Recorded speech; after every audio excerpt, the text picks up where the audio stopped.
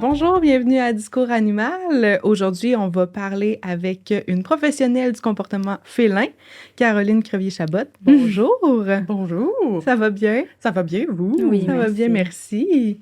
Donc, est-ce que tu pourrais commencer par nous dire un peu ton parcours, d'où tu viens?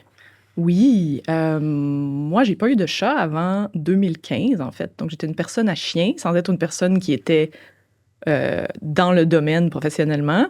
Et quand mon chien est décédé, ben, j'ai complètement switché du côté chat en adoptant 3 chats adultes en refuge. Et ça a lancé... Je savais déjà un peu comment faire de l'entraînement au clicker, mais ça se limitait pas mal à ça. J'étais pas particulièrement bonne. Et c'est vraiment adopter ces 3 chats-là qui a comme lancé vraiment mon intérêt pour le comportement félin. En 2015-2016, il y avait très, très peu de vidéos d'entraînement.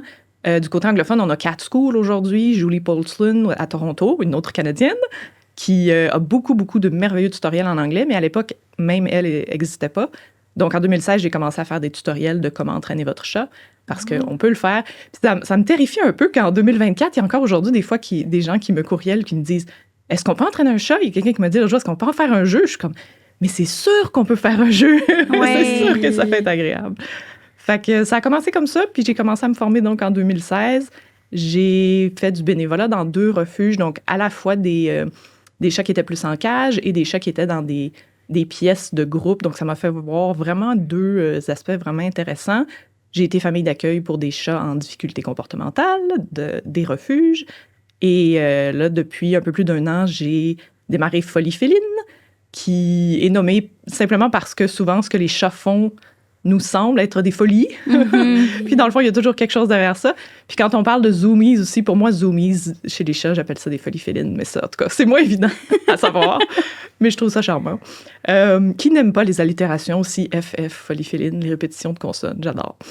Donc c'est ça, j'aide les gens qui ont des minous, qui ont des comportements qui font que dans la maison, c'est moins agréable de cohabiter avec eux parce qu'on adopte un bébé chat ou on adopte un chat adulte en ayant plein d'espoir et en disant ça va être vraiment chouette. Puis parfois, on rencontre des choses qui sont pas super, que ce soit entre nos chats et nos chiens, les problèmes de litière, l'agression envers l'humain. Moi, j'aime particulièrement les cas de chats très peureux, donc les chats qui restent cachés dans la garde-robe, puis que les gens ont adopté et ils veulent les aimer, mais il y a comme un blocage en quelque part. Donc, c'est ça. Donc, j'aide les gens. J'ai toujours les tutoriels en ligne. Et c'est pas mal ça, je pense. Wow! Et dans le fond, tu parlais des comportements. Quel type de comportement que les gens t'appellent pour justement en consultation ou pour t'aider? Des comportements que tu vois souvent. Ouais, ben je pense que chez les chats, ce qui fait que les gens vont consulter, c'est beaucoup tout ce qui est relié à la litière.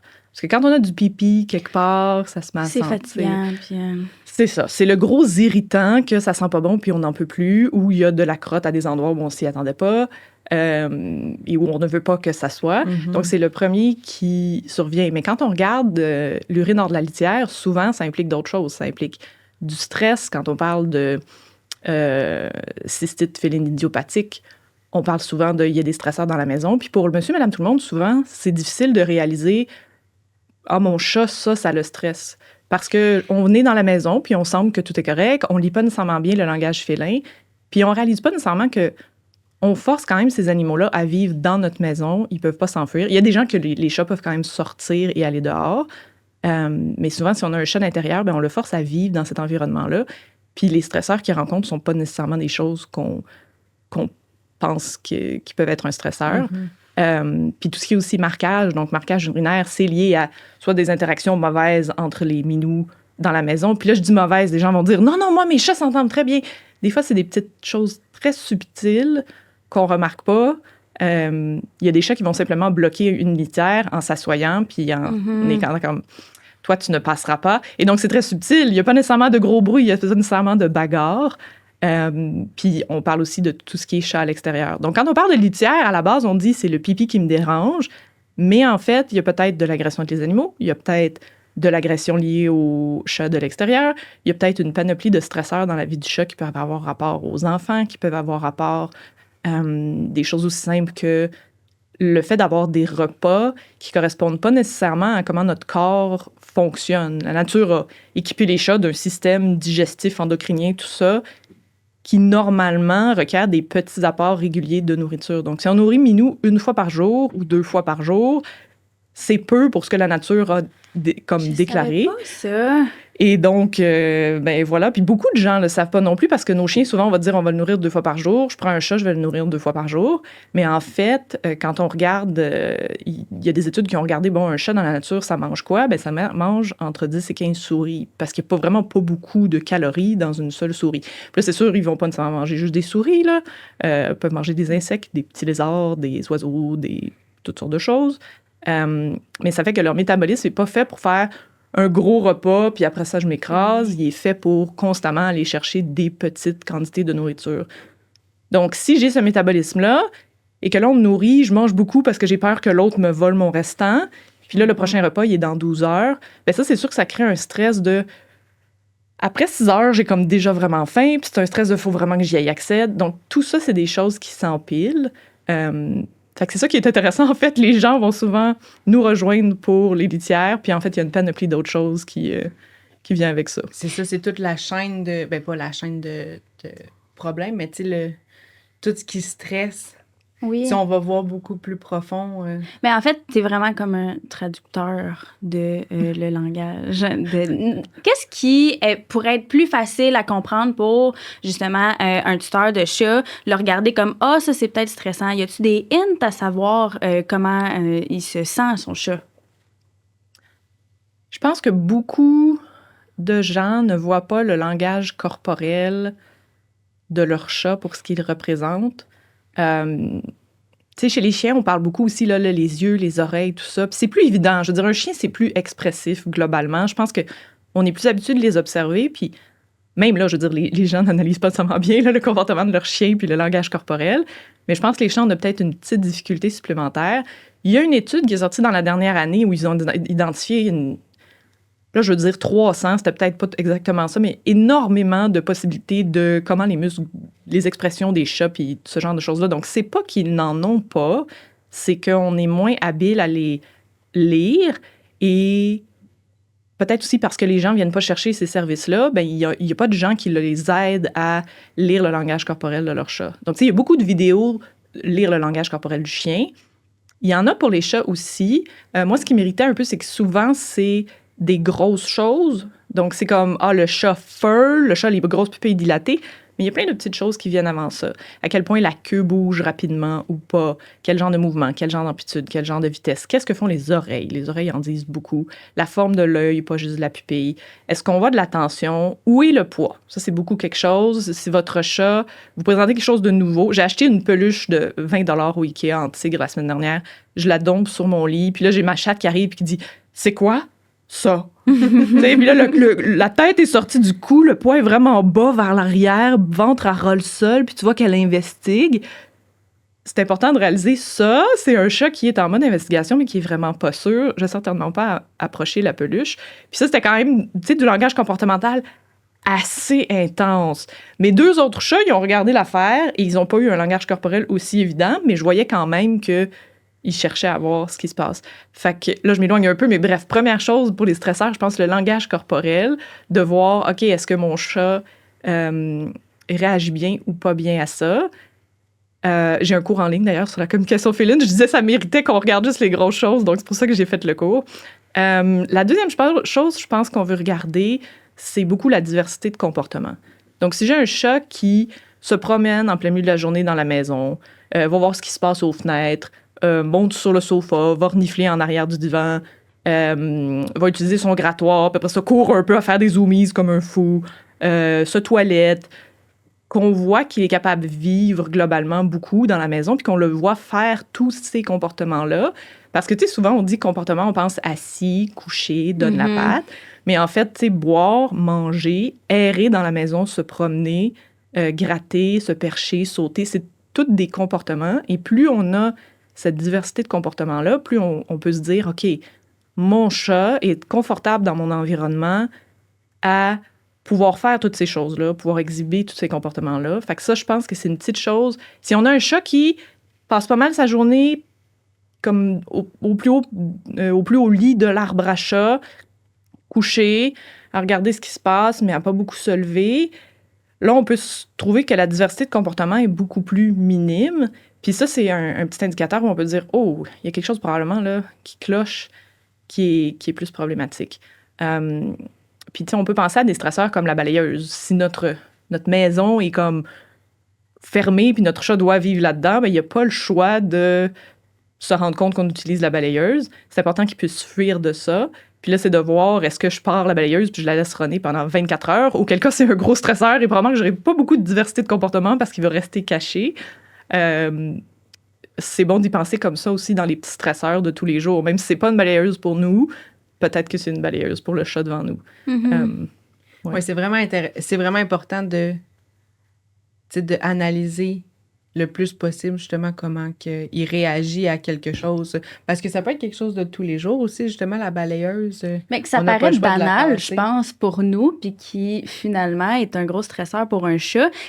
Puis je pense que ça pourrait être un gros stresseur pour un chat, puis un autre chat, pas du tout, là. Exactement, oui. Qu'on pense pas nécessairement, là. Puis on est très pas bon à juger de l'état interne de quelqu'un d'autre. T'sais, quelqu'un peut avoir un immense mal de tête, puis la personne nous semble peut-être un peu moins comme joyeuse, enthousiaste, de bonne humeur, mais on pourra pas savoir vraiment qu'elle a mal à la tête, puis on pourra pas se douter de son état interne. Puis sa perception est valide. T'sais, on a tous une perception de la réalité différente l'un de l'autre, parce que nos sens sont différents, parce que notre historique de vie est différent, parce que notre état interne de mal de tête et autres est différent. Puis si moi, je trouve que c'est niaiseux d'avoir peur des balayeuses, ça change rien à l'état interne de mon chat qui, lui, trouve que les balayeuses sont épeurantes. Donc, la réalité de tout le monde est valide. Puis à partir du moment où on reconnaît ça, plutôt que de juger, de dire, ben, tu devrais pas avoir peur des balayeuses, des araignées, des serpents, de peu importe, ben, on est plus capable d'aider les gens. Puis je pense que c'est valide pour ça, puis c'est valide pour... Tu sais, plein de choses. Je viens d'ajouter des articles à mon site web, là, puis un des exemples que je donnais, c'est si tu me dis, j'aime pas ça que tu m'associes à telle équipe de football juste parce que je viens de cette ville-là, parce que dans le fond, je l'aime pas. C'est peut-être pas approprié pour moi de continuer de te dire telle équipe qui est poche à chaque fois que je te vois parce que ça t'irrite. Tu sais, puis ta réalité, peut-être que t'es très irrité par ça, puis peut-être que t'as un historique vraiment pourri d'avoir été attaqué à un match, peu importe. Si tu me dis, arrête de m'associer à cette équipe, c'est bon que je reconnaisse que c'est valide ce que tu me dis. T'sais, ta perception des choses est valide. Puis à partir du moment où je reconnais que c'est valide, ben, je peux t'aider à mieux être confortable quand tu es dans ma présence. Puis ça, c'est la même chose pour les chats en bout de ligne. Tu as peur de moi en ce moment. Moi, je voudrais t'aimer. Mais si je suis capable de reconnaître que ta réalité en ce moment, c'est que toi, tu me perçois comme étant une menace potentielle, ben là, au lieu de faire des choses qui seraient probablement pas bénéfiques, puis que les gens normaux font juste parce qu'ils n'ont pas les outils actuellement. Puis quand je parle d'outils, là, il faut que je pense à ça. Quand je parle d'outils, je parle pas d'une bébelle qu'on achète à l'animalerie, là, je parle des compétences. Donc, de faire des lancers de gâterie par terre, c'est un outil. Ça nous permet parfois de rediriger un animal. D'avoir un rappel entraîné, c'est un outil. D'avoir le nom de l'animal entraîné, c'est un outil, là. Donc, quand on n'a pas des outils de développer pour ça, ben on va aller très vite à blâmer l'autre parce qu'on ne sait pas comment faire. Fait que c'est ça. Je pense que de penser que la réalité de tout le monde est valide. Ah, puis on parle de perception, là. Je pense que c'était à la conférence ou sur ton site. En tout cas, tu avais fait une vidéo avec un masque. Oui. Puis je l'ai tellement trouvé fantastique, cette vidéo-là. Puis là, t'arrives avec, je me rappelle plus, je pense un chèque ou quelque chose. Puis, OK, fine, le chèque est intéressant, mais ça reste que t'as un masque qui me fait peur. Fait que, par exemple, le vétérinaire, t'as beau avoir toutes les meilleures intentions du monde, si tu fais peur à l'animal, même si t'as des biscuits, OK, peut-être qu'il va les prendre, mais ça reste que la perception est une menace potentielle, même si l'intention est pas ça. Oui, c'est ça. Ben, je suis vraiment contente que ça ait eu cet effet-là sur toi parce que c'est le but. Il y a quand même pas mal de gens qui m'en parlent, qui me disent oui, ça me fait comprendre. On pourrait la mettre dans le podcast sur la page, si vous voulez, on pourrait l'ajouter. C'est tellement concret et visuel que c'est difficile des fois à comprendre que, mon Dieu, je veux juste... Tu sais, je suis douce, je fais tout ce que je peux. Puis finalement, mon approche est juste peut-être pas adaptée pour ce chat-là ou justement, je fais peur quand même parce que l'environnement est stressant. Ça reste que sa perception à elle peut être, ou à lui peut être ça, là. Ouais, voilà. J'aimerais vraiment ça, oui, qu'on la partage, si tu veux nous la laisser. Là. Oui, pas de problème. Cool. Puis surtout, les chats, tu sais, souvent, on veut les aimer, on veut que ce soit un toutou. Tu sais, comme on veut pouvoir les prendre quand on veut, puis les caresser quand on veut. Mais c'est bien de, justement, voir comment lui, il sent que s'il n'a pas envie de se faire câliner, ben, ce matin-là, ben, de respecter ça. L'aimer à distance. Ouais, c'est ouais. ça. Après ça, on se demande pourquoi mon chat est mort. Puis, Oui, ben oui, c'est ça. C'est beaucoup une question de comment tu préfères être touché, puis est-ce que tu en as envie maintenant? Parce que, tu sais, le mouvement MeToo, là, c'était valide aussi pour tous les animaux, en quelque part. Oui. Donc, comme se faire toucher constamment, ça peut être un irritant rapidement pour certains, puis pas du tout pour d'autres. Moi, j'ai eu un chat qui voulait juste se faire flatter la tête, pas le restant.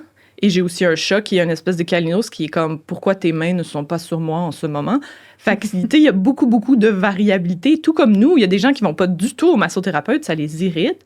Puis il y a des gens qui adorent ça. Donc, c'est ça en revient à la réalité. Puis écouter les gens quand ils nous disent qu'ils aiment pas quelque chose. Puis c'est ça, en fait, la vidéo dont tu parles, c'est beaucoup... On peut avoir le plus gros chèque de millions de milliers de dollars. On peut avoir la meilleure bouffe. Mais si ce qui est important pour l'individu en ce moment, c'est de sentir qu'on va l'écouter s'il nous demande d'arrêter d'approcher ou de retirer ses mains, ben c'est là qu'on se rend compte, oh, tu sais, dans la vidéo, en fait, c'est le monstre perd tout aspect dangereux quand il fait comme, ah, excuse, tu voulais pas que j'approche, OK, je vais me reculer. Et là, ça fait comme, ah, OK. Ben là, peut-être je suis intéressée par ton chèque, finalement. Je vais prendre le 3 millions ou le 47 millions. Maintenant que je sais que si je te demande d'arrêter, tu vas arrêter. Fait que, ouais, c'est très puissant, puis c'est quelque chose qu'on pense pas toujours. c'était vraiment cool, en fait. J'ai vraiment adoré. Merci. À l'exception de, comme on a parlé, la nourriture aux animaux, que tu disais que peut-être pas une fois par jour ou 2 fois par jour, est-ce qu'il y a d'autres besoins? En fait, quels sont les autres besoins du chat qu'il doit avoir à la maison? Oui, du chat moyen. Oui, bien sûr. Oui, ben en fait, souvent, on parle de comportements typiques à l'espèce. Puis là, je dois donner un gros merci à toute l'équipe de Pet Harmony, qui sont Ali Bender, Emily Strong, Ellen Newcomb, toute leur équipe, qui m'ont vraiment fait beaucoup plus réfléchir à ça les derniers mois. Ils ont un très beau programme. Donc, je le plug, j'ai aucune affiliation monétaire. Donc, quand on parle de comportements typiques à l'espèce, souvent, on pense à des choses vraiment évidentes comme chez le chat, faire ses griffes, grimper, se percher, se cacher aussi. Puis là, ben, il y a une catégorie, comme une grosse catégorie de choses qui sont communes à beaucoup d'espèces, et donc on n'y pense pas. Mais il y a des choses comme boire, manger, puis c'est là que ça devient typique à l'espèce. Manger est un comportement typique à l'espèce chat, mais comment ce comportement-là se fait plusieurs fois par jour va différer de d'autres individus. Dormir, est-ce que tu dors dans un nid parce que tu es un oiseau? Est-ce que tu dors perché si tu es un chat? Ça peut être important. Donc, moi, j'ai énormément de perchoirs dans la maison, puis j'ai des chats qui vont parfois juste s'endormir sur le plancher, mais bien d'autres moments vont aller dormir sur le sofa ou encore sur le perchoir vraiment, vraiment haut, dans le haut des armoires de cuisine où il y a un petit lit pour chat. Donc, toutes ces choses-là, c'est quand même des choses qui sont typiques à l'espèce aussi. Puis là, on peut rentrer dans des choses moyennement communes comme vocaliser. Donc, communiquer verbalement, c'est un comportement typique à l'espèce. On entend souvent les chats miaulent plus aux humains ou uniquement aux humains. Puis la manière que c'est formulé, souvent, même moi, la première fois que j'ai lu ça, je me disais, ils disent que les chats communiquent pas entre eux. C'est pas ça qui est dit. Ça parle plus du miaulement, mais plus là, on a des petites caméras d'action, plus on peut observer comment les chats interagissent entre eux quand on n'est pas là. Moi, j'adore Mr. Kitters sur Instagram, sur YouTube aussi. Et tu les vois, ils ont tellement de vocalisation de prout, prout, puis de miaou aussi. Puis là, en tout cas, les catégorisations, ça devient complexe. Mais ces vocalisations-là, on parle du chien. Le chien va japper, va grogner. Ça fait partie de ses comportements typiques à son espèce. Puis pour revenir au chat, ben là, on peut penser à d'autres choses quand on regarde les études. Je pense que ça, j'en ai parlé à la conférence. Quand on regarde les études de budget d'activité, on voit qu'il y a énormément de temps qui est passé, genre un quart du temps qui est passé à marcher, se promener, errer. Puis ça, c'est plus difficile si on a une maison qui est petite. Fait que c'est ça. Ceux qu'on pense souvent aux chats, là, se percher, gratter, des choses comme s'étirer aussi. Souvent, les cages en refuge vont être très petites, puis on n'est même pas capable de pleinement s'étirer parce qu'on est coincé entre la porte, la litière, puis le bol d'eau. Fait que c'est des comportements de base importants qui sont plus difficiles à pouvoir être le terme en français, je veux dire exhibit, mais c'est pas ça. Pouvoir être exprimé, merci. Les mots me manquent. Donc, oui, c'est ça. Donc, il y a beaucoup de choses qu'on pense, les chats grimpent, ils ont des griffes. Puis ça, c'est tellement vrai. Je veux dire, ça m'est arrivé de publier des vidéos sur Facebook, exemple, puis il y a des gens qui écrivent « Je m'attendais tellement pas à ce que mon chat fasse ça. » Puis ça en revient à est-ce que l'environnement que j'offre permet d'exprimer ces comportements-là que mon chat a pas mal en dedans de lui. Puis là, je disais le chat moyen, parce que veut pas, ça se peut qu'on ait un individu devant nous qui, lui, aime pas faire X, OK? Aime pas comme sauter pour aller se percher. Puis là, je pense que la question à se poser, c'est de voir pourquoi est-ce que pour toi, c'est pas nécessairement important. Est-ce que c'est parce que tu es en douleur, tu as des limitations physiques qui font actuellement que tu veux pas le faire? Est-ce que c'est parce que tu n'as jamais eu d'opportunité et donc tu n'as pas appris à le faire? Est-ce que je peux t'entraîner que c'est une possibilité pour toi? Puis après ça, tu décideras si c'est quelque chose que tu veux continuer à faire ou non. Et enfin, est-ce que tu as un historique d'avoir été puni pour avoir fait ça? Auquel cas, tu le sais peut-être comment le faire, mais il faut que je te montre que c'est permis ici, puis comme voir c'est encouragé. Puis si j'ai passé à travers ça, puis que t'es encore comme « Ouais, moi, sauter sur des tabourets, ça m'intéresse pas », ben c'est correct, tu sais, mais il faut juste pas nécessairement se dire « Mon chat ne le fait pas, donc ce n'est pas important ». Je pense que le jeu, c'en est un commun chez les chats. Les gens disent « Moi, mon chat joue pas ». OK. Est-ce qu'on est sur la bonne surface? Est-ce que c'est antidérapant? C'est pas trop dur? Est-ce que j'ai un jouet qui t'intéresse parce que ça réplique bien une petite souris? Moi, j'aime beaucoup les Daubird, celui avec le bourdon ou la mini-souris. Là, c'est comme ça déclenche la folie du chat. Puis ils aiment ça, certains d'entre eux là, aiment ça aussi mâchouiller, ces affaires-là. Je les prie, puis je peux mettre mes dents dedans. Là, c'est vraiment satisfaisant. Fait que c'est ça. Est-ce que j'ai le bon jouet? Est-ce que je joue d'une manière appropriée? Ou le mouvement de la bébite? Ce que je reproduis, c'est vraiment comme similaire à ce qu'une proie ferait. Elle va se cacher derrière quelque chose. Souvent, c'est ça. J'ai ma bouteille d'eau, là, puis juste si la petite souris passe en arrière de la bouteille, le moment où on la voit plus, c'est comme gros petit pays dilaté, là, je suis vraiment énervée, butt wiggle, puis là, je me pitch. Fait que c'est ça. C'est parce que avant de dire est-ce que ce comportement-là est important ou non, il y a plusieurs choses à regarder pour voir si on a optimisé pour le chat que ce soit possible de le faire. J'ai un peu dévié de ta question, peut-être que je me rappelle même plus c'était quoi, mais tu me diras. Les besoins d'un chat, mais oui, non, je pense que tu as bien répondu. Oui, de jouer, de s'étirer, de grimper. Chasser, oui, c'est ça. Chasser, jouer. Oui. Ben, en fait, c'est ça. C'est le jeu avec le chat. Est-ce que c'est presque tout le temps de la simulation de chasse ou y a-t-il autre chose qu'on peut faire avec les chats pour les faire jouer? Est-ce qu'ils peuvent jouer comme tout seuls aussi ou entre chats? Oui, ben oui. Je te dirais, quand ils attaquent des petites choses, ça a beaucoup rapport à la prédation. Fait que la séquence de prédation où on va attaquer cette petite affaire-là, idéalement pour la manger, mais là, ce ne sera pas le cas. Fait que là, si on pense aux émotions, en fait, de Panksepp, il y a notamment le jeu et il y a Seeking, qui est comme la quête des choses, qui est peut-être plus la chose qu'on active quand on parle de chasse, alors que le jeu est peut-être plus... Puis là, il faudrait que je retourne voir exactement les émotions de Panksepp. Le jeu est peut-être plus, justement, entre nous ou entre chats, disons, puis avec des choses que je ne prends pas nécessairement pour acquis est une proie. Puis on n'est pas dans leur cerveau non plus. Non, fait que des fois, c'est dur de départager. C'est sûr qu'on peut jouer à... Il y a des chats qui vont rapporter, donc il y a des chats qui vont aimer... on leur lance la chose, ils vont la chercher. Il y a peut-être un moment de chasse après la proie, mais il y a tout de suite ce moment de « je reconnecte avec mon humain et viens lui ramener la chose ». Donc là, on n'est peut-être plus exactement dans la séquence de prédation. Les chats vont jouer ensemble, dépendant encore une fois de l'individu, parce que le chat moyen, ça va dépendre beaucoup. Puis ça, c'est quelque chose en fait d'intéressant puis d'important à comprendre, parce que souvent les gens vont dire je vais ajouter un chat à ma maisonnée. C'est pas nécessairement la bonne chose à faire pour le minou qui est déjà là ou pour celui qu'on ajoute. Les chats viennent d'une espèce qui était solitaire à l'origine et donc se rencontraient juste pour la reproduction. Puis c'est sûr qu'à travers la domestication aujourd'hui, il y a des endroits où il y a des refuges de chats puis il y a des centaines de minous qui vivent dans des espaces extérieurs libres. c'est pas que les chats ne peuvent pas vivre de manière grégaire, en groupe, c'est que ça varie beaucoup d'un individu à l'autre à quel point cette capacité-là est présente chez un individu donné. Donc, à la base, notre chat naît avec une génétique qui fait « je suis plus ou moins susceptible d'être confortable à vivre avec d'autres ». Puis là, ben vient tout ce qui est la période où l'animal est jeune, puis où il grandit, puis toutes les rencontres qu'il a avec d'autres chats dans sa période sensible quand il est très jeune, puis après ça, à mesure qu'il grandit.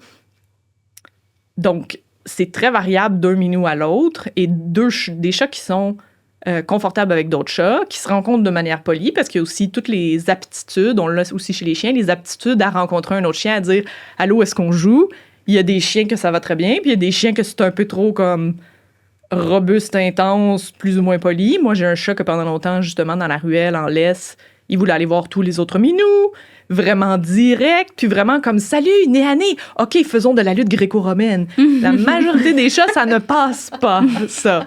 Et il a eu un meilleur ami pendant 3-4 ans. Son meilleur ami est décédé, ton meilleur ami de ruelle est décédé il y a 2 ans. Puis c'est ça, mais c'était vraiment merveilleux parce que les deux avaient un même genre, pas nécessairement de personnalité, mais ils se sont compris très rapidement, puis ils se sont mis à jouer très rapidement. Donc à chaque fois qu'ils se voyaient, eux, c'était « Allô, allô, OK, faisons de la lutte gréco-romaine », puis ils étaient très contents. Fait que là, je suis en quête perpétuelle de son nouveau meilleur ami de ruelle. Parce que mes 2 autres chats sont pas intéressés à jouer en lutte gréco-romaine comme lui il l'est. Donc oui, il peut y avoir des chats qui vont jouer ensemble puis avoir beaucoup de plaisir, même s'ils ne sont plus chatons. Écoute, Miley, il a à peu près 12 ans, là. Puis il est toujours aussi enthousiaste de vouloir faire de la lutte gréco-romaine. Quand je dis lutte gréco-romaine, c'est vraiment du jeu, là. Oui, certain que tout le monde Mais j'aime comprend. ça que tu parles de ça, justement, tu sais, qui ont peut-être pas la même personnalité ou, tu sais, le même... Parce qu'on entend souvent ça. « Ah, je vais acheter un chat à mon chat pour pas qu'il soit tout seul. » Peut-être réfléchir à 2 fois, est-ce que c'est vraiment toi? Tu le fais pour le chat qui est peut-être... C'est peut-être pas la meilleure chose pour lui, dépendamment justement de sa personnalité, de comment Est-ce que lui va triper que tu y achètes un chat? Oui, c'est ça. Pour Noël, je t'ai acheté. Oui. Mais je pense que dans ces situations-là aussi, c'est de voir c'est quoi les besoins qu'on vise à combler. Où est-ce qu'on pense qu'il y a un manque? Puis est-ce que c'est des besoins qu'on peut combler autrement qu'avec un autre animal? S'ils ont beaucoup d'énergie, OK, est-ce que c'est de jouer avec un autre chat? Oui, peut-être que ça les aiderait. Est-ce qu'il y a d'autres manières? Est-ce qu'on fait des séances de jeu à tous les jours, voire 2 fois par jour? Ça n'a pas nécessairement besoin d'être... ça peut être plusieurs petites séances de 2 minutes, ça peut être une séance de 10 minutes, mais est-ce qu'on permet de bouger de cette façon-là? Est-ce que l'environnement fait en sorte que le chat va bouger de lui-même? Je parlais de errer tout à l'heure. Si j'ai des gâteries cachées un peu partout dans la maison... puis que le chat, dans sa journée, ou des croquettes, ou peu importe, là, dans la mesure où ça ne pourrit pas sur 8 heures de temps, quand la maison se met à sentir mauvais, là, c'est comme moins le fun, puis qu'il peut se déplacer et vraiment errer dans la maison, utiliser son nez, parce qu'on parle beaucoup de... ah mon Dieu, nose work en français, pour les chiens. Tu veux dire le travail du nez, oui. Olfactif, là, la recherche. Oui, c'est ça, comme recherche d'odeur. On parle beaucoup de ça pour les chiens. On parle beaucoup d'utiliser son nez. Puis en fait, les chats aussi ont un nez. Il est juste beaucoup plus petit. Il est moins comme mouillé, gluant. Puis il est moins expressif. On le voit moins bouger là, dès qu'il respire. Là. Mais ils en ont un, puis il est quand même très efficace. Et donc, comme c'est très valide aussi de favoriser l'usage de ce petit nez-là pour trouver des choses. Moi, j'ai commencé à faire, c'est ça, des jeux d'odeur il y a un peu plus qu'un an. Puis j'en reviens pas à quel point c'est intéressant de regarder mes chats, essayer de trouver la plume d'odeur, la remonter, figurer c'est où. Ça leur fait fonctionner le cerveau puis tout ça. Donc, il y a plein de choses qu'on peut faire pour combler des besoins de « je m'ennuie, j'ai rien à faire », autre que de dire « je vais ajouter un ami chat ». Puis ben, l'autre chose, c'est si on décide, OK, je vais adopter un minou, de voir un peu si les personnalités sont connues. C'est sûr que quand c'est chaton, là, ça peut évoluer de beaucoup de places différentes. Si on adopte un chat adulte, de voir, OK, si j'ai un chat très actif, motivé, c'est peut-être pas une bonne idée de prendre un minou vraiment relax, parce que peut-être que lui n'aura pas le goût de faire de la lutte gréco-romaine. Puis c'est de comprendre que quand on amène un autre animal chez nous, du point de vue de notre chat, on vient de dire « Salut, j'ai trouvé cette personne dehors, je l'ai amenée, on va maintenant vivre avec elle. T'as pas le choix. » c'est vraiment rough de faire ça. Puis là, on sait pas la personne qui est dehors, c'est qui, elle vient d'où, elle fait quoi dans la vie, pourquoi elle est ici, pourquoi elle est dehors, qu'est-ce qui se passe. Puis de la perception du chat qu'on amène, qui est nouveau, essentiellement, ben, là, il commençait peut-être à être confortable un peu en refuge, au moins il savait comment la routine fonctionnait, les choses étaient familières. Et là, on vient essentiellement de le kidnapper de cette familiarité-là, puis on vient de le domper dans un nouvel environnement où il sait pas où sont les cachettes, est-ce qu'il y a des perchoirs, là, il y a d'autres êtres vivants, est-ce qu'ils sont gentils, ils sont pas gentils, est-ce qu'ils me veulent du mal, est-ce qu'il va y avoir assez à manger, est-ce qu'il y a de l'eau, est-ce qu'il y a une litière. Donc, d'ajouter qu'en plus, tu rencontres cet individu qui habite déjà ici et avec qui tu vas vivre maintenant, c'est vraiment beaucoup. Fait que souvent, les gens vont juste dire, on va les mettre ensemble, ça devrait être correct, parce que c'est la chose facile à faire, puis on veut que ce soit facile et le fun d'adopter un nouvel animal. Mais pour les deux, c'est vraiment difficile. Puis c'est beaucoup mieux de dire, vous allez vivre dans des zones séparées pour le moment, parce que là, le nouveau chat peut faire, OK, cette pièce, je sais où est l'issue, je sais de où peuvent venir les menaces. Ah, il y a une litière ici, il y a de l'eau, il y a de la bouffe, je peux faire dodo là, je peux aller me percher. Là, je peux commencer à déescalader mon état émotionnel. Et là, je vais commencer à être donc mieux capable d'apprendre que, cet humain semble sympathique, il a des gâteries. OK, peut-être cet humain-là est donc un point rassurant. Puis là, graduellement, on pourra introduire l'autre... là, je dis introduire, mais pas juste mettre l'autre chat dans la pièce, là. C'est pas ça que je veux dire. Mais on va pouvoir se mettre à faire des rencontres avec une barrière, faire des rencontres où graduellement, on a un peu plus d'exposition, puis garder ça positif. Puis le chat qui est déjà là, lui aussi, ce sera pas « cet autre individu envahit ma maison ». Ça va être « OK, il est dans cette pièce-là, puis il reste là ». C'est nouveau, c'est un changement, mais ça peut aller. On l'espère. Puis juste de voir la réaction des animaux en étant séparés, des fois, ça peut nous dire « Oh, ça va vraiment pas bien, j'ai beaucoup de feulements, j'ai beaucoup de poils qui s'hérissent avec un genre de dos rond, puis des oreilles qui tournent vers l'arrière. » OK, on sait qu'on va peut-être soit devoir prendre ça beaucoup plus lentement qu'on le pensait, laisser du temps passer, ou peut-être se dire, si je suis pas intéressée à faire attention puis à prendre ça lentement, peut-être que c'est pas un bon match, puis je suis mieux d'éviter de me retrouver avec des blessures, ce genre de choses-là. Fait que c'était une longue réponse. Je suis très bavarde aujourd'hui. Vous pouvez m'arrêter. Tant mieux. C'est super intéressant. Vraiment intéressant. Bon, ben tant mieux. Fait que c'est ça. Si on pouvait avoir un genre de code couleur de dire, ce chat est mauve, tu sais, comme adopter un chat mauve aussi, ça va bien aller. Ce serait merveilleux. Oui. Ouais. Mais il n'y a jamais rien d'aussi simple. Non, mais c'est difficile aussi. Je pense que les gens qui adoptent, puis surtout en refuge, il y a aussi le petit côté de je viens de sauver un chat, je vais quand même pas le ramener si ça ne fit pas. J'aurais tendance, je sais pas si j'ai la bonne façon de penser, mais j'aurais tendance à dire que c'est moins pire de ramener le chat s'il ne fit pas avec ton animal que de les laisser puis de dire, ben, subissez pendant le reste de votre vie, tu sais. Oui, ben c'est aussi pas mal ma façon de penser, en quelque part.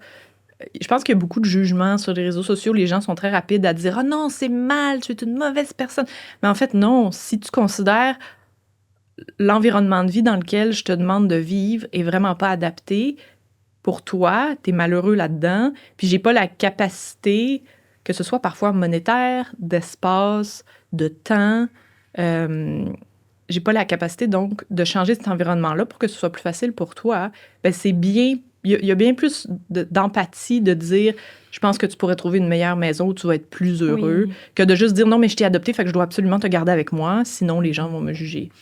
Puis, en même temps, je veux dire, il faut faire la part des choses. Je veux dire, s'il a passé 8 heures chez vous puis t'as dit, finalement, c'est plus difficile que je pensais, je le ramène. Là, je suis comme, bon, on devrait peut-être essayer de laisser retomber la poussière puis faire un peu plus d'efforts. Puis si jamais ça fonctionne pas puis que tout le monde est malheureux dans la maison, à ce moment-là, on reconsidérera l'adoption. Puis, mais non, je pense pas qu'il y a de honte à avoir à ramener un animal si personne est heureux dans la maison, là. Mm-hmm. Mais tu vois, j'ai déjà eu quelqu'un qui a adopté un chat que j'avais en famille d'accueil, puis au bout de quelques heures, m'a dit « Non, reviens la chercher, ça va pas. » Puis la chatte avait feulé après la personne, tout ça. Puis je comprends pourquoi. Puis j'ai repris le chat, puis c'était correct pour moi en bout de ligne, parce que j'ai réalisé cette personne-là est quelqu'un qui a toujours eu des chats faciles, qui a pensé que ce serait facile, qui a pensé que, parce que je veux t'aimer, tu vas savoir que ça. Puis j'ai réalisé, c'est peut-être pas le meilleur match. versus quelqu'un qui a déjà eu, mettons, un chat qui est un peu plus peureux, puis qui comprend que c'est pas une question d'avoir été traumatisé. Tous les chats, en bout de ligne, ont été traumatisés. On a tous vécu juste être au refuge, ça reste d'être traumatisant, mais c'est souvent les choses que les gens vont dire. Puis c'était très... Je veux dire, l'expérience de cette personne-là, encore là, était très valide, de dire, là, j'ai plus confiance en ce chat-là, je comprends pas pourquoi il me fait l'après, puis c'est trop pour ce que je pensais. Puis je veux dire, ça va rester une expérience pour cette personne-là de voir, oh, OK, c'est un chat qui avait déjà flatté, ça allait bien. Puis dès que moi, je suis arrivée, elle est sortie de sa cachette, elle était comme, ah, OK, tout va bien. Fait que, tu sais, je pense que c'est l'apprentissage des humains aussi, de voir que tout n'est pas noir ou blanc. Il y a, tu sais, comme plein de tonalités de gris dans à quel point je suis capable d'être confortable dans des nouveaux environnements ou non. Puis moi aussi, j'ai appris à travers ça. C'est quelqu'un qui mettait de la musique souvent quand même assez fort dans la maison. Puis quand on adopte un nouvel animal qui arrive dans une maison, puis là, il y a tout le temps la radio vraiment fort. Je pense que ça, c'est le genre de choses qui a probablement contribué à ce que cette chatte-là était comme... C'est un peu trop. Moi, j'écoute pratiquement jamais la radio. Donc, les 2 derniers mois qu'elle avait passé avec moi, c'est pas quelque chose qu'elle avait rencontré. Puis quand on est déjà dans un état où j'ai été kidnappée, c'est nouveau, s'il y a beaucoup de stimulus auditifs en plus, ouf, ça devient un petit peu plus difficile. Fait que, tu sais, c'est ça. Je pense que si la personne est ouverte à essayer des nouvelles choses, de dire, prenons un grand respire, tu peux fermer la porte de cette pièce-là en ce moment, laisse passer la nuit, la chatte va d'escalader, toi, t'auras pas peur qu'elle sorte puis qu'elle t'attaque. Est-ce qu'on peut en reparler demain? Est-ce que tu es willing de faire, est-ce que tu es intéressé à faire des exercices?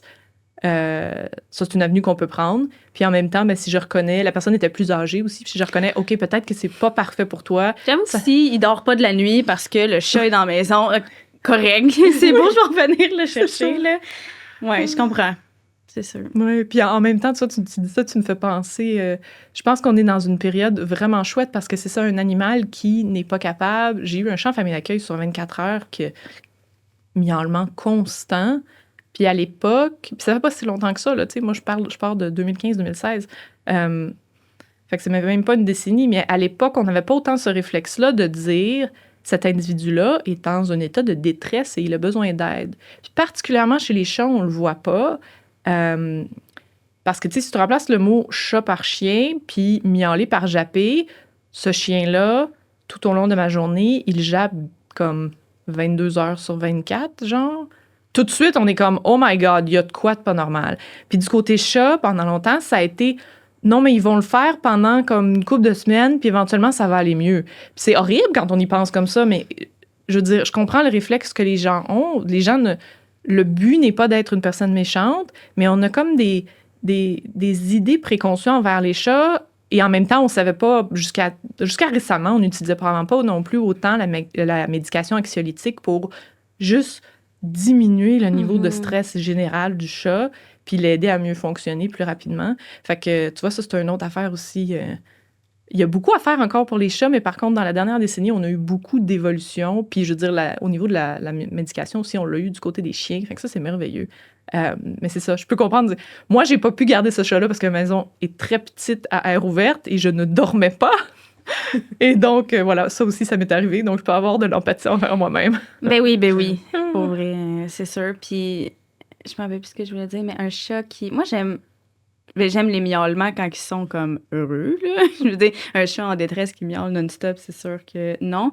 Mais il y a beaucoup de monde qui, je pense, aiment pas ça que leur chat miaule. Est-ce que je me trompe? Ben, je pense que tu sais, comme tu as pogné quelque chose de vraiment important, il y a tellement de variétés dans les miaulements. Puis il y a des petits miaulements qui sont tout mignons. T'es comme, oh, t'es tellement cute. Puis il y a des miaulements qui sont comme, mais, ou que t'es comme la ferme. Fait que je pense que déjà ça, si quelqu'un me dit, mon problème, c'est que mon chat miaule tout le temps, c'est de voir, OK, est-ce que c'est votre chat essaye d'avoir de l'attention pour quelque chose? Est-ce que, exemple, t'as deux repas par jour, puis en fait, si t'en as 5, ton miaulement vient de diminuer de 75% d'une shot. Juste parce que j'ai faim, j'ai vraiment faim, je file pas bien, puis là, dès qu'on règle ce problème-là, ça s'en va. Est-ce que c'est un minou qui est bavard de nature? Moi, j'ai un chat qui est vraiment bavard de nature, puis, tu sais, avec les caméras de sécurité, je veux dire, on finit par le filmer, puis là, quand ils disent les chats, ça miaule envers les gens, ben quand je suis pas là, Méloman miaule quand même. Tu sais, puis pas de détresse, juste ça a l'air comme je fais des vocalises, des vocalises, je sonne tellement bien. Puis là, il se précipite dans l'escalier à courir comme un fou. Puis ça, je veux dire, c'est pas quelque chose que je m'attends nécessairement à changer de mélomane, mais j'ai pas nécessairement besoin de le faire. Là. Il le fait pas comme constamment. Puis c'est de regarder, c'est ça. Est-ce que c'est vraiment quelque chose de tellement constant qu'on se dit, est-ce qu'il y a un problème ou il n'y a pas un problème? Tu sais, d'aller voir, avant de dire arrête de miauler, parce que ça, c'est la chose facile à faire, c'est de dire tu ne devrais pas faire ça. C'est de voir, OK, est-ce que tous tes besoins en amont, toutes les choses de base que tu as besoin dans ta vie pour te sentir bien sont bien satisfaites? Est-ce qu'il y a des problèmes de santé aussi, parce que ça peut augmenter le miaulement, tout ça? Quel genre de miaulement c'est? Est-ce que tu essaies d'avoir l'attention? Est-ce que tu es en détresse pour quelque chose? Fait que c'est très varié. C'est pour ça aussi que j'ai pas tendance à beaucoup répondre aux questions sur Facebook, parce que la personne va dire ça, genre mon chat miaule tout le temps. OK. Souvent, il y a des conditions aussi. En fait, j'ai filmé hier avec la caméra de sécurité. Mes chats pensaient que j'allais les nourrir. Il était tôt, par contre, fait que c'était pas l'heure habituelle. Miaule, miaule, miaule, je monte en haut. Puis la seconde que je me suis assise à mon bureau, là, j'ai réalisé 0 miaulement. Fait que, tu sais, quand on dit mes chats miaulent tout le temps ou tout ça, ou je peux pas contrôler le comportement, là, j'ai réalisé, j'étais comme, et ça, c'est filmé. Donc, j'ai gardé la vidéo. Dès que je m'assois, ça, c'est un signal pour eux, ça sert à rien de miauler, on n'aura pas de bouffe de toute façon, là, elle va faire autre chose. Puis là, j'ai travaillé pendant peut-être 15 minutes, puis là, je l'ai testé. Je me suis levée, puis là, c'était comme, elle est debout de nouveau, peut-être aller. Donc ça, je trouve ça fascinant de voir c'est quoi les signaux dans l'environnement qui font en sorte que, en fait, c'est des cues, c'est des signaux qui disent, en ce moment, ça pourrait valoir la peine de faire ce comportement-là, parce que parfois, c'est récompensé, puis on va obtenir la bonne chose, versus, ça, non, OK, ça vaut pas la peine de miauler en ce moment, parce qu'en bout de ligne, ça ne nous donnera rien. Fait qu'en comportement, il y a toutes ces petites choses-là de identifier dans quelles circonstances, quel contexte, sous quelles conditions est-ce que le comportement, je peux le mettre à on, puis à quelles conditions je peux le mettre à off, puis à partir de là, de partir de ça et de dire, OK, comment je peux répandre ça pour que on change le comportement dans d'autres situations. Fait que ça, c'est mon amour des caméras de sécurité aussi. Ben, c'est vraiment une bonne idée. Tu vois, oui, c'est ça. Tu peux voir tout ça parce que oui, ils sont vite. Ils font un comportement puis ils ont ce qu'ils veulent, ben ils associent. C'est brillant, des chats. Ben oui, c'est ça, ils associent. Bon, ben parfait, je sais que je dois miauler super fort pour que tu me donnes à manger. Mais parfait, maintenant, je vais toujours miauler super fort. Puis on s'en rend pas compte.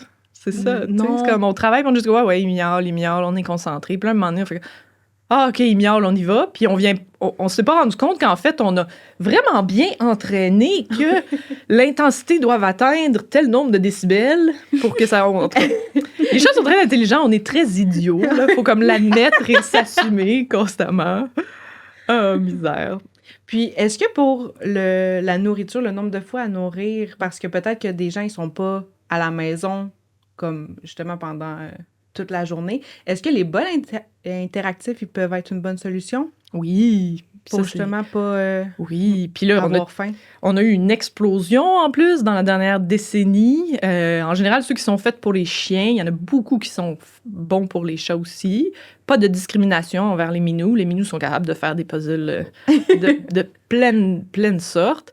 Il y a des manières aussi de les rendre plus difficiles. Donc, on peut ajouter des petites boulettes de papier, on peut envelopper des choses, on peut rajouter une balle de ping-pong dans quelque chose pour que des fois, ça bloque le trou.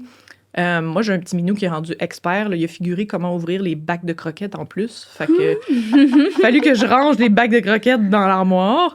Fait que c'est ça. Lui, il a tendance à finir son puzzle au complet. Tandis que mes autres chats, j'ai une chatte qui a une mangeoire à micropuce. Ça, c'est une manière... Les chats qui sont capables de bien se réguler, c'est plus dur de mettre un puzzle là-dedans, mais au moins, c'est réservé à juste Léa.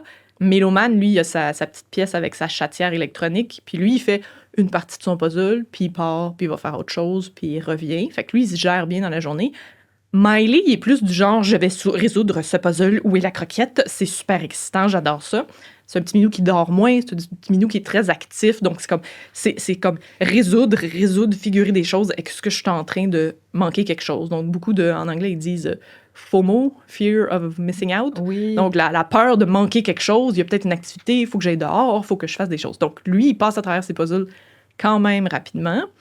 On peut avoir les mangeoires électroniques avec des repas. Ce qui est un peu agaçant, c'est que souvent, les repas sont quand même gros, même quand tu prends la plus petite portion.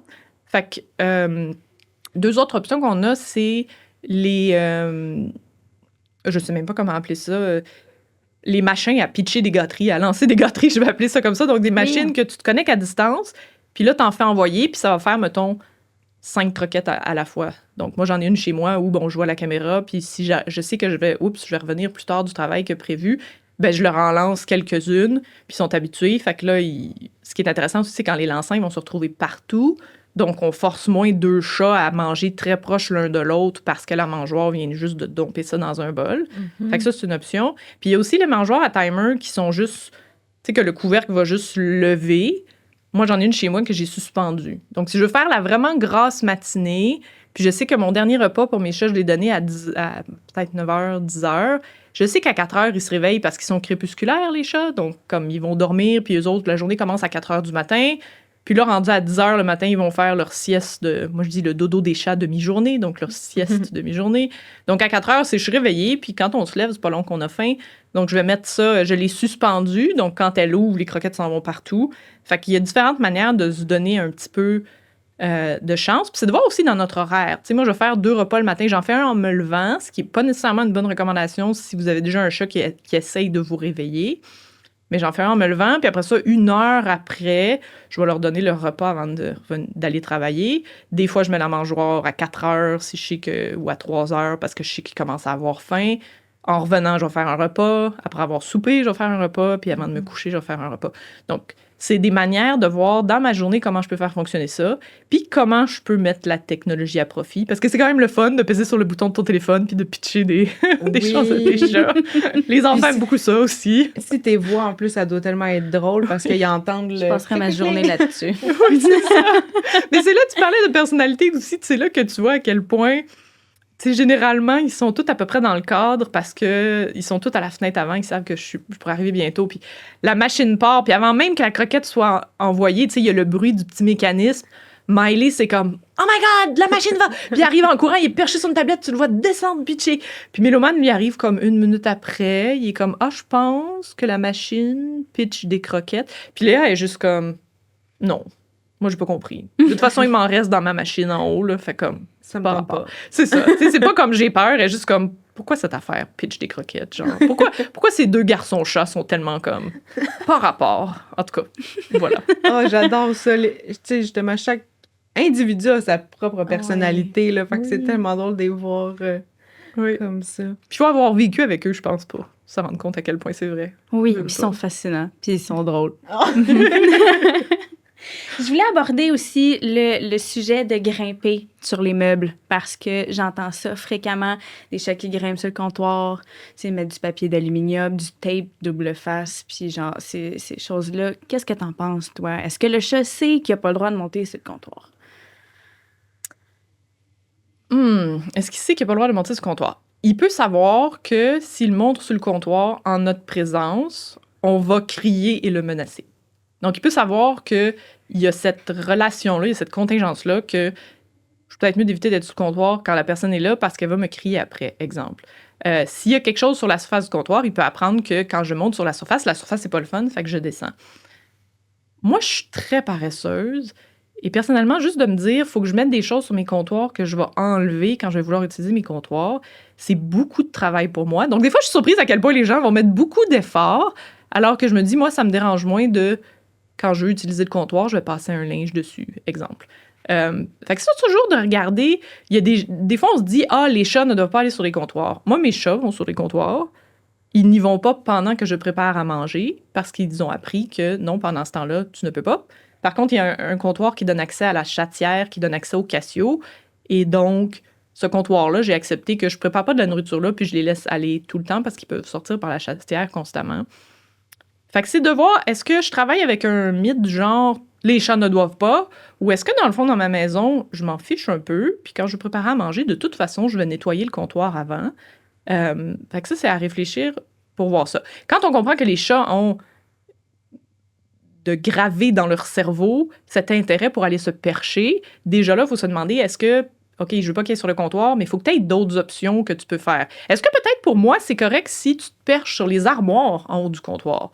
Parce que là, tu vas pouvoir me regarder préparer les affaires. Parce que pourquoi est-ce que je me perche? D'un, c'est le fun. De deux, il y a des choses intéressantes sur le comptoir. Tu sais, comme, je peux regarder ce que tu fais, je suis intéressée. Est-ce que si je monte sur le comptoir, en fait, parce que je veux des câlins? Auquel cas, aller sur le haut des armoires, ça répondra pas à ce besoin-là.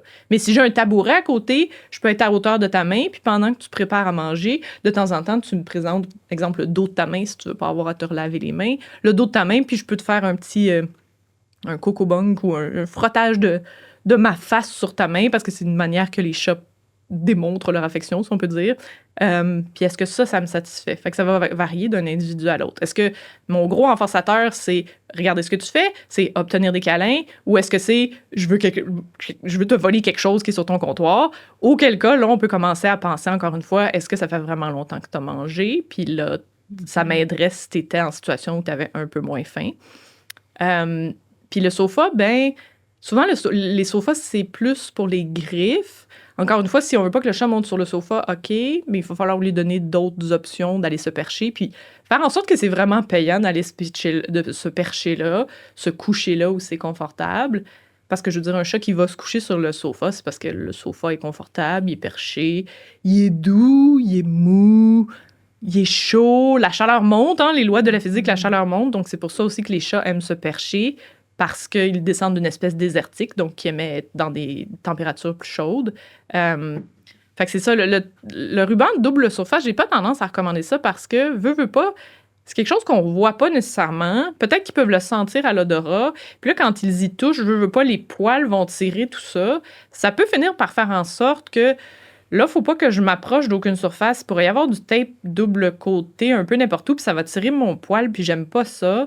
On veut pas créer un environnement où on force un animal à vivre, où il y a constamment comme des risques que peut-être quelque chose soit pas le fun, puis je comprends pas nécessairement la logique derrière ça parce que ça arrive un peu de nulle part, parce que je sais pas vraiment d'où ça vient. Fait que c'est pas nécessairement un outil que j'ai tendance à utiliser, entre autres pour ça. Parce qu'encore là, on parlait de stress au tout début. Tu sais, des sources de stress qu'on reconnaît pas, ben c'est ça. Si je me promène dans la maison puis je sais jamais quand il va y avoir le gros mille-pattes que j'ai spoté ce matin, il va-tu sortir d'en dessous du sofa ou de... Tu sais, en tout cas, j'aime pas particulièrement les mille-pattes poilus de la cave qui ressortent dans la maison. Puis là, on est tout le temps comme... C'est un peu le même genre de choses pas agréables qui peut se produire avec nos animaux quand on ajoute des choses du genre. Fait que ouais, en bout de ligne, à la base, c'est de réévaluer est-ce qu'on est dans cette idée que dans notre société, les chats ne doivent pas aller là, ou est-ce que dans le fond, si on enlève cette espèce de fausse, comment je peux appeler ça? C'est perception, comme qu'on a la chose correcte, ben c'est de voir juste nous, quelles sont les choses importantes dans notre réalité, dans notre maisonnée. Puis souvent, ben, en fait, ça change notre perception des choses. Puis si c'est vraiment important, ben là, il y a des manières d'encourager d'aller se percher ailleurs, puis répondre aux besoins du chat qui vont faire en sorte que si c'est plus facile et plus payant d'aller se percher ailleurs, ben j'ai pas tendance autant à aller me percher où tu veux pas que je me perche.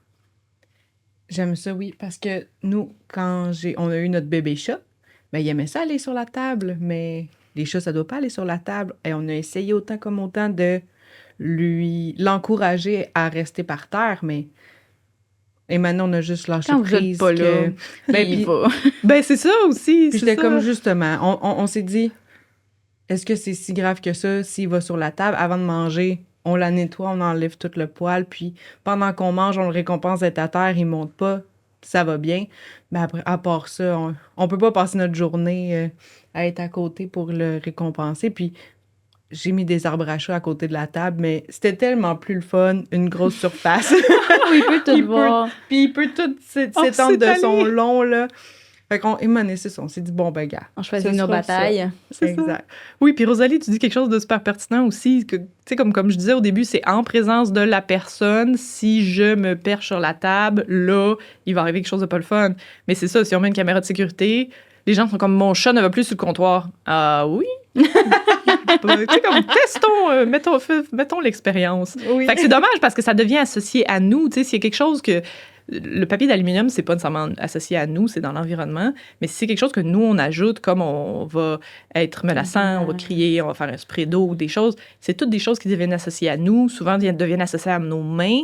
Mais en fait, nous, on va être associés à de bonnes choses pour qu'on puisse flatter notre chat, pour qu'on puisse le brosser ou lui couper les griffes. Les mains, il faut que ça reste des choses qui sont agréable et positive en bout de ligne. Ouais. On arrive à la fin du balado, mais j'ai des questions du public qu'on a posées. Qu'est-ce que je dois faire quand il y a de la visite et que mon chat aime pas ou a de la misère avec la visite? Est-ce que Minou attaque les gens?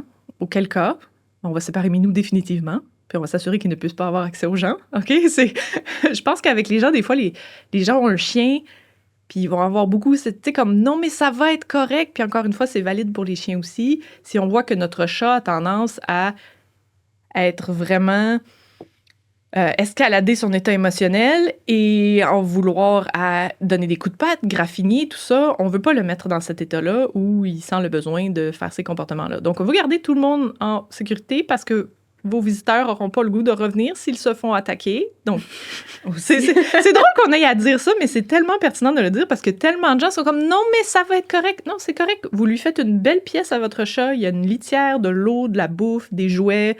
Vous pouvez lui partir la télé à chat, peut-être, si c'est quelque chose qu'il aime. De nos jours, il y a beaucoup de canaux YouTube qui ont des vidéos de souris puis d'oiseaux. Il peut avoir une fenêtre intéressante, cacher de la bouffe dans la pièce, puis rendez ça très clair que les gens ne doivent pas ouvrir cette porte.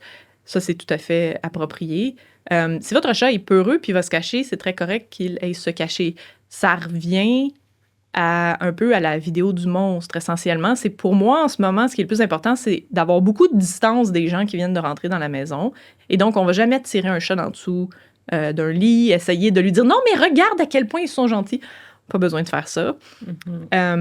Tout ce qui est souvent dit à propos d'associer les choses épeurantes avec de la bonne chose, c'est valide. Donc, si votre chat est pas sûr, on n'est pas trop sûr, mais qu'on a un long jeu baguette comme un Da-Bird avec des fois les grelots aussi ou les plumes, ça fait du bruit.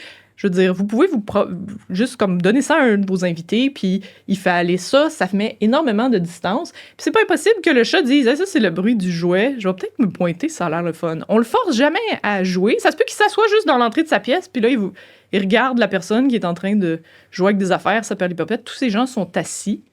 Ils semblent vraiment pas menaçants. Ils me regardent même pas, puis il y a ce jouet-là. C'est pas impossible que ça devienne quelque chose de chouette. Puis l'association avec la bouffe, c'est très bien aussi. Par contre, faut jamais demander à un animal de s'approcher de nous pour avoir la nourriture. Donc, si on a de la bouffe qu'on peut lancer vers la pièce du minou, et là, lancer, ça semble bien intense, là, mais comme juste pitcher vers où est le minou, de sorte que le chat va pas avoir besoin de s'approcher pour faire cette association-là de bonne bouffe, voire même, ça va passer tout droit, puis il va devoir reculer, donc ça lui donne à la fois de la distance et de la bouffe. C'est des choses qu'on peut faire. Puis des individus, tu sais, si on a des visiteurs sur une période de temps plus longue, on a de la famille qui vient pendant 2 semaines, puis on se doute que ça va être très, très difficile, ça vaut vraiment la peine d'en parler à notre vétérinaire parce qu'il y a des nutraceutiques ou des médicaments court terme qui peuvent juste aider à enlever la couche supérieure de ça, c'est vraiment trop pour moi. Et ça va faire que, OK, non seulement c'est moins stressant, mais parce que c'est moins stressant, je suis plus susceptible d'être capable de faire les bonnes associations avec ces gens-là, au point qu'à la fin de 2 semaines, peut-être que je vais être comme, c'est mes meilleurs amis, ils sont super sympathiques. Donc, encore une fois, c'est pas une réponse très claire parce qu'il y a tellement d'options. Ben, c'est ça, chaque individu est différent, fait que, mais non, c'était une très bonne réponse. Ça donne des pistes. Oui, vas-y. Je vais y aller. Mon chat fait ses griffes partout. Quoi faire? On a parlé que c'est un comportement important pour Minou. Quand on les regarde bien s'étirer, là, tu sais, comme c'est de l'étirement, c'est de la tonification de musculature, on relâche le stress, on relâche l'excitation des fois. Les chats aiment typiquement gratter beaucoup le carton, la corde de sisal. Il y en a, c'est le tapis, le bois pour certains. Beaucoup des produits en animalerie sont pas super. Ce qu'on veut, c'est avoir des opportunités de gratter à des endroits qui sont appropriés pour nous et satisfaisantes pour le chat. Je sais que j'ai une vidéo de construire un perchoir grattoir qui apparemment a pas mal de succès avec les gens qui l'ont utilisé, qui m'ont dit « Oui, ça marche vraiment bien. » On pourrait la lier dans la page web du podcast. Donc, souvent, carton sisal, c'est les 2 premiers. On veut quelque chose qui est stable, qui est grand, qui a une bonne surface intéressante, tout dépendant des préférences du chat. Et on veut que ce soit à des endroits où il est susceptible de vouloir l'utiliser. Donc, souvent, quand on revient à la maison, le chat va se lever. Quand il vient de se réveiller aussi, c'est excitant, j'ai besoin de passer mes nerfs, j'ai besoin de gratter. Il y a des produits qui sont, souvent c'est côté de sofa, il y a des produits qui vont carrément par-dessus le coin de sofa. On est déjà à la bonne place, c'est déjà là que le chat le fait, mais ça protège le sofa. Donc, les mettre à des endroits qui sont significatifs. Parce que si c'est dans le coin de la pièce, le chat n'aura pas tendance à aller par là pour faire ses griffes. Donc, moi, honnêtement, le seul problème que j'ai chez moi de griffes, c'est j'ai une chatte qui aime beaucoup gratter tout ce qui est les tuiles de puzzle, comme pour enfants, là, en mousse, puis les trucs comme des tapis de yoga. Donc ça, c'est quelque chose que j'ai accepté quand j'ai acheté le tapis d'exercice très épais qui fait comme 5 pieds par 7 pieds. J'étais comme... Ça, Léa va finir par passer à travers. Puis là, j'ai regardé hier, puis oui, après plusieurs mois, on est rendu comme pas mal bas. Fait qu'il y a des choses comme ça que, si on veut pas qu'ils soient détruits, mieux vaut les rouler après usage. Mais outre ça, c'est vraiment d'avoir des choses qui vont les attirer pour pouvoir gratter, puis qui sont aux bons endroits. Tu penses que c'est satisfaisant avec des protège-griffes? Est-ce qu'ils peuvent gratter avec ça? C'est sûr que ça enlèvera pas, parce que le gratter, ça enlève aussi les couches externes des griffes là, qui muent périodiquement. Ça ne satisfera pas ça. Par contre, même les chats qui sont dégriffés vont gratter souvent comme des grattoirs de carton. Là. Les chats dégriffés vont faire « ça fait du bien ». Donc, même avec des protège-griffes, j'imagine que oui, jusqu'à un certain point, parce que la griffe peut quand même sortir. Ça a bien été mis, puis c'est pas collé après l'enveloppe de peau là, de la patte. Donc oui, très certainement qu'il y a une bonne satisfaction, même si on a des protège-griffes, à pouvoir faire ces comportements-là. Parce qu'encore là, c'est l'extension des doigts, l'étirement, la musculature, c'est toutes des choses que tu peux satisfaire, même si tu as des protège-griffes. Fait que j'aurais tendance à dire oui. Je peux pas leur demander, mais j'aurais tendance à dire oui. Ce serait le fun. Oui, oui. Beaucoup moins compliqué de comprendre pourquoi ils font les choses qu'ils font. Oui. C'est eux qu'on interrogerait ici en ce moment. Oui, c'est ça. Je peux vous amener Mélomane, là. Ça va être plus comme ouais, mais voilà. Y avait-il d'autres questions? Comment couper les griffes à mon chat et qu'il se laisse faire? Je donne des biscuits après 2 ou 3 griffes. Est-ce que c'est correct? Ben, ça peut être correct, mais s'il y a de la misère à se laisser faire, c'est probablement mieux d'avoir ce qu'on appelle un plus haut taux de renforcement. Donc, ça peut être une griffe, une gâterie. Et ça peut être, on en fait une par jour. Ce qui est plus facile en termes de routine. Exemple, OK, après le souper, tu viens, on coupe une griffe, on a une gâterie. On peut se faire un petit papier là, avec des ronds, puis on encercle quelle griffe on a faite aujourd'hui, puis éventuellement, on va passer à travers toutes les griffes, ce qui fait à peu près 10 en avant, puis 8 en arrière, ça fait à peu près 18. Fait que sur 3 semaines, on va avoir fait toutes nos griffes, puis on repart du début, exemple. C'est souvent moins demandant. On peut distraire pendant qu'on le fait. Donc, si on a des gâteries liquides aussi, ça peut être quelque chose de plus facile à « je te nourris tout le long que je fais cette griffe-là ». Ça, on peut le faire soit s'il y a quelqu'un d'autre qui peut nourrir en même temps, soit il y a des petits... oh mon Dieu, j'oublie le nom. Des petits pads de silicone qui ont l'air un petit peu d'un tapis de léchage qu'on peut tenir dans nos mains. Je pense que c'est comme un exfoliant pour la peau, mais en tout cas, ça tient bien dans les mains. Donc, si on met des gâteries liquides là-dessus, des fois, on est capable de tenir le truc exfoliant tout en qu'il y a des gâteries dessus, tout en coupant des griffes. Donc, quand on est seul, ça peut être une option. Ou on peut faire comme une espèce de plateforme avec des boîtes de puzzle ou avec des livres, mettre un tapis de léchage, un liquimat là-dessus avec des gâteries liquides. On peut saupoudrer des gâteries aussi là-dessus. Et là, le minou est essentiellement dans la bonne posture, en train de licher son tapis de léchage. Et ça, même si on est tout seul, ça nous donne l'opportunité de faire ça. Pour les chats qui ont beaucoup plus de difficultés, moi, j'ai une chatte qui est très peureuse. Puis ses griffes avant, on a travaillé, je peux les faire avec des gâteries, une à la fois. Puis même, en fait, elle, le renforçateur, initialement, c'était beaucoup avoir des câlins. Parce qu'elle vient me voir pour avoir des câlins, elle pétrit, fait que les griffes sortent. On fait une griffe, on fait des câlins. Ses pattes arrière, c'est encore difficile. Puis pour ça, on a mis à profit la médication que le vétérinaire nous a donnée. Parce que plutôt que de se battre avec son chat, essayer de l'envelopper dans une serviette puis le tenir juste pour couper ses griffes, puis là, c'est très traumatisant. Puis on s'associe à des choses moches. Si je lui donne ce petit médicament-là, elle est juste comme vraiment relaxe quand il fait effet. Puis là, elle est juste vraiment intéressée à licher les gâteries. Fait que là, je peux faire les griffes arrière. Et donc, à travers ça, je pense que ça aussi, initialement, je le faisais avec ses griffes avant, comme ça. Puis ça a contribué à ce que, éventuellement, on n'a plus besoin de le faire pour les griffes avant. Donc, plutôt que de se dire non, il faut le faire comme ça. Il y a plein de façons d'en arriver à ça. On peut l'entraîner aussi. Puis c'est de ne pas être... d'être très généreux quand on a des gâteries. Donc, c'est après 3 griffes, ben commencez une griffe, une gâterie. Puis si ça vous achale, ben faites-en juste une par jour. Comme ça, vous donnez quand même juste une gâterie. Puis après ça, ben il y a plein d'autres choses qu'on peut regarder dépendant du minou. Merci beaucoup, Caroline. Merci à vous. Merci infiniment d'être venue. C'était super intéressant. Ça a passé vraiment vite. Oui, Oui, ça passe vite, 1 heure. On va faire le plan. Ou on pourrait te... Oh mon Dieu, j'ai craqué. Je suis désolée, vas-y. Je m'excuse. Où on peut te trouver? En fait, je sais que tu en as parlé un peu de Folie Féline. Est-ce qu'il y a d'autres plateformes où on peut te trouver? Si vous voulez les tutoriels pour entraîner des chats, ça commence à être des vidéos qui datent, mais c'est quand même encore valide. C'est sur YouTube, sur mon nom, Caroline Crevier, Chabot. Mon entreprise folieféline au pluriel.com. J'ai, via ce site web-là, on a accès à la plateforme de cours en ligne pour les cours que vous pouvez prendre à votre rythme. Et je suis active sur Instagram, Folie Féline, puis sur Facebook, peut-être pas autant que je pourrais l'être, et sur YouTube pour Folie Féline. Donc, vous pouvez me trouver là aussi. Donc, FOLIES,